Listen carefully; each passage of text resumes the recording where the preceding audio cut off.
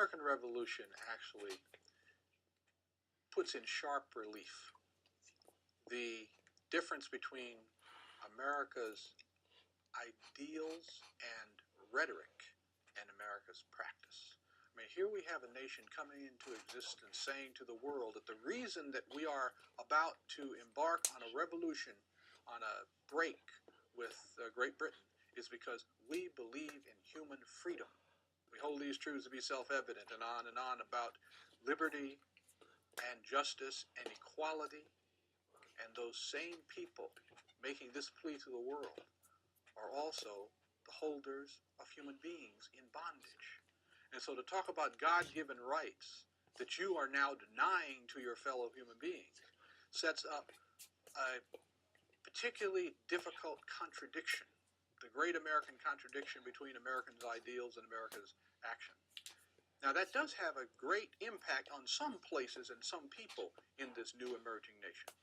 In places in the North where there is slavery, but the numbers of slaves are relatively small compared to the South, and the economic importance of slavery is less compared to the South.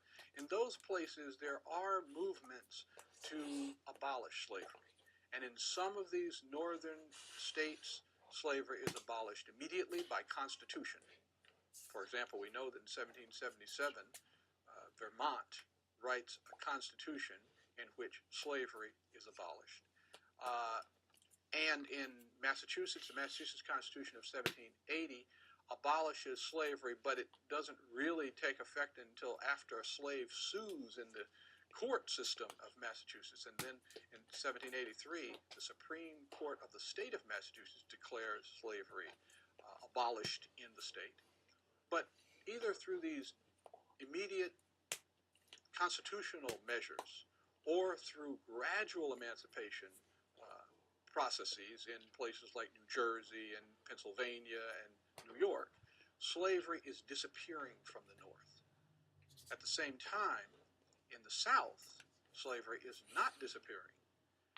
But what that means is that the revolution and its rhetoric is having an effect in the North, which is making it more difficult for those states to justify slavery.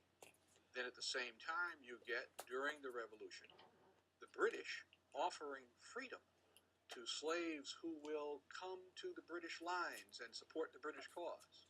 And they do by the tens of thousands. You know, Thomas Jefferson estimates that in Virginia alone, 30,000 slaves walk off the plantation to find sanctuary with the British.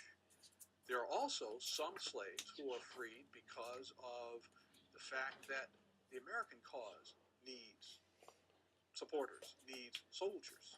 And some slaves that fight in the American Revolution on the side of the Americans receive their freedom.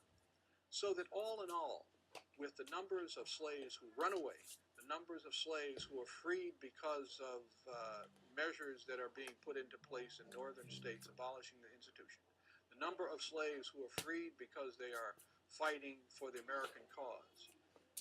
All in all, we find tens of thousands of slaves who are freed as a result of the American Revolution. In fact, there are more slaves freed in the aftermath of the American Revolution than in any other single event until we come to the Civil War in the mid-19th